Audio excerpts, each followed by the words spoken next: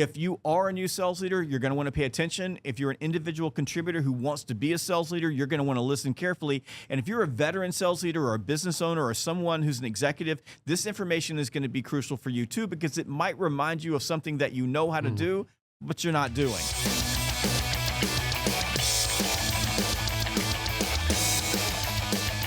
So I remember my very first time that I got a sales leadership job. I was 23 years old. And somebody got shot in the field and I got promoted. Okay, that's very young. Very young to be a manager, yes. I ended up running 7 different profit centers for this organization. So I had these 7 different locations. Each of my locations had salespeople. And the thing that I got lucky with is Mary Gardner. So Mary Gardner was the area vice president of this group. I was able to, basically what happened is I sold more than anybody else, and then I talked her into hiring me. She took me under her wing and changed my life. Like I wouldn't be where I am now, but she really focused on coaching. Like everything for me was coaching. And one of the first things that she taught me as a new leader is to keep your mouth shut and keep your ears open. So she taught me how to patiently sit and watch, sit and observe. And she said 80% of what you do is just watching, take notes, look for the opportunities, and then ask open-ended questions and get people, because we've already trained them, to be aware that they need to make a change in their behavior. And she kicked I made mistakes. I did all the things that new sales leaders did. But if I hadn't had her, I probably would have failed. What I'm conscious of is that not everybody has a Mary Gardner. So some people need a Mike Weinberg. So maybe begin with this book itself. I recall you telling me you were never going to write a book again. And then this thing popped up on the radar, which is a little bit like Mike Weinberg. Like, I'm not going to write one again, but then you do. But there had to be some trigger out there that you saw that's happening for newly hired sales leaders that's bothering you to cause you to 100% come out of retirement and write this book. Yeah. First of all, it's funny to hear you talk about Mary, because I've been in conferences where you used her as an example. So it's funny to actually hear, years later, circle back and bring how important she was to make an impression on you. I wasn't looking to write a book, and this book was hard for me to write because of the success of Sales Manager Simplified.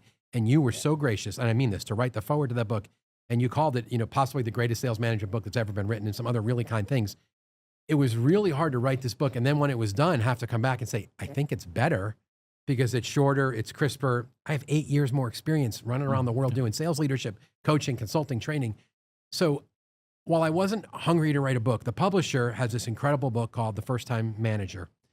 And they came to me and said, we want to do a series around that book. And would you write the one for sales managers? And I thought about it, and like you, I'm traveling like a madman.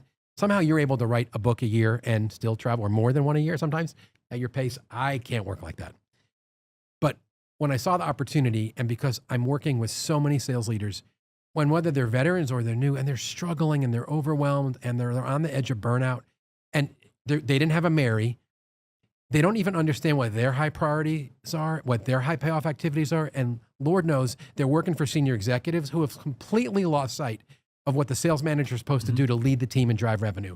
So when I put all that together, plus the experience I've had doing all the sales management, consulting, and coaching the last 8 years, I'm like, I'm going to write this book.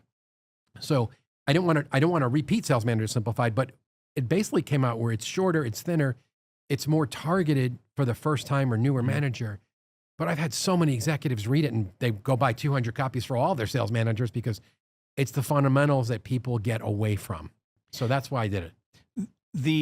I think the other problem is, if you think about businesses like mine, I'm not a huge business, but I'm 30 plus people in our company, and we don't have a layer even of director level people that can then mentor the people that are below them. So if you work for a fast moving company that's got you've got leaders like me at the top of the organization that are trying to move to the next level.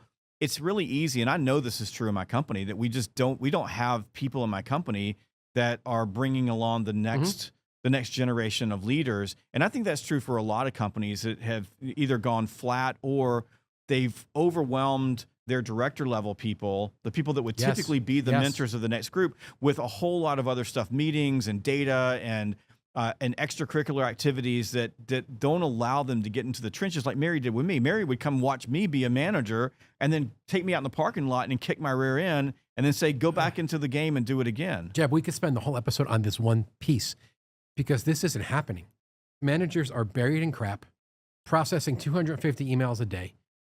They're on virtual meeting after virtual meeting. They're getting sent spreadsheets from CFOs to do this, do that. They have no time to mentor. You said mentoring like 3 different times. And when you talked about Mary, you said how she taught you how to sit there and observe and coach and give feedback. Though the thing I don't see any sales managers doing today is coaching at that level. One, if they go in a sales call, they're taking over, playing the hero, doing the job. They pretend they're modeling for the struggling or the newer rep, but they don't. It's their habit. They're not giving the feedback. They're not pre-call planning. They're not post-call debriefing. When we were younger, even when I first got in the business 15 years ago, I would occasionally hear sales managers brag about how they turned around an underperformer or they got some young pup and turned him or her into a superstar. Now she's going to club. Do you know how many years it's been since I've heard a frontline sales manager brag to me how they turned around someone or they developed someone? It's not even a source of pride. They can't even get to it. Coaching, it's hard to say it this way, but it's become optional. And I'm like, this is the job. You have two, I've been saying this more and more lately, and it's chapters 3 and 4 in the book. I think our most important job is to make sure our people do their job. You hold them accountable. That's one of our big levers. The other big lever we have is we have to coach them to do their job better.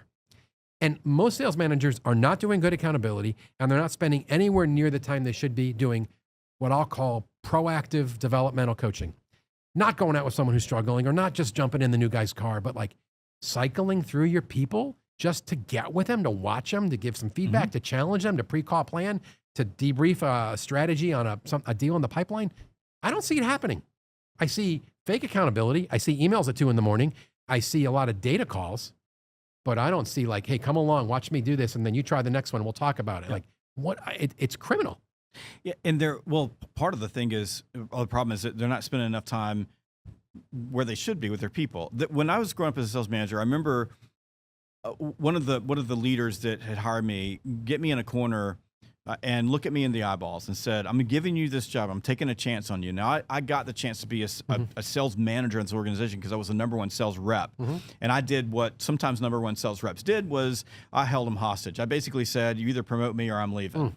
And when I say #1, like #1 by a lot, like a rainmaker #1. Okay. And fortunately for me, I'd already had Mary Gardner, so I wasn't like a first-time leader, period. I was just a first-time sales manager in that role. But this wise, we'll call him an old man because he was like our age at the time, but wise. We're old, Jeff. Yeah. We're old. And I was 26 years old. That's when I got my first true sales manager job. Said, if you are not with your people, you are unemployed. And I looked at him and said, what does that mean? He goes, the only job is with your people. The only job is in the car side by side. The only job. That's it. Nothing else. Everything else I don't care about. And I listened to that. So I ended up getting, when you held the company hostage, they did okay, we'll show you. So they gave me the worst sales team in the company, 52 out of 52. And I had only one salesperson left because everybody else had left. And when I got off the airplane to go into my new job, the regional vice president called me. Clint calls me and says, whatever you do, you that guy, David, he's the last one left. Don't lose him. Fire his ass. No, he says fire his ass. Well, this dude's picking me up at the airport. So like I get in the car, Dead Man Walking is getting in the car with me. And when I got in the car, like he truly said to me, he goes, listen, I've heard your reputation. I've seen what you do. I cannot sell big deals like you do. Teach me. Needless to say, I didn't fire him. Today, he is one of the most successful sales leaders in the entire country for his company. But what did I do? I got in the car with him. I set goals. We worked on focusing on his activity. We taught him messaging, taught him how to have sales conversations. I hired a bunch of people, and then I got in their cars with them. I did not play commando. I didn't close deals for them. That was another lesson I'd learned. Don't close deals for your people because all you're going to do is teach them that you'll close deals for them. But we went from last place to first place in 9 months.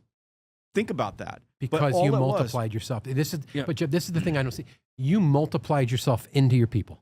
But I was with them all the time. I would get up in the morning. They picked me up at the hotel I had people spread out over 10 states. But it worked. Because it was pre-CRM. It was pre-email. What year was this? Oh, this is mid '90s. Yeah. Okay, you probably barely had a cell phone. If you did, it was in a bag. I had a or cell phone. screwed into your car. I did, but I turned it off when I got in the car. He turned it off.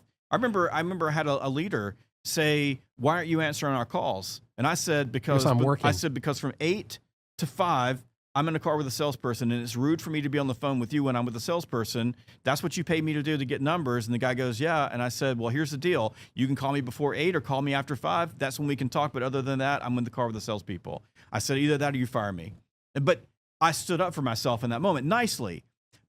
But if you think about it, again, I got advice from a veteran leader who said, your job is to be with your salespeople.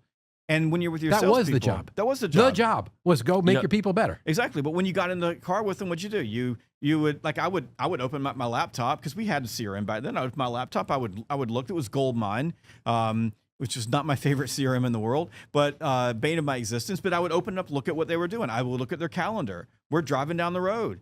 I'm asking them questions. Before we walk in every call, we do a pre-call routine. When we walk out, we do a post-call routine. At the end of the day, Mary Gardner taught me, you only focus on 3 things, no more than 3 things. People can't handle that. So at the end of the day, you tell them, here's all the things that you did really well.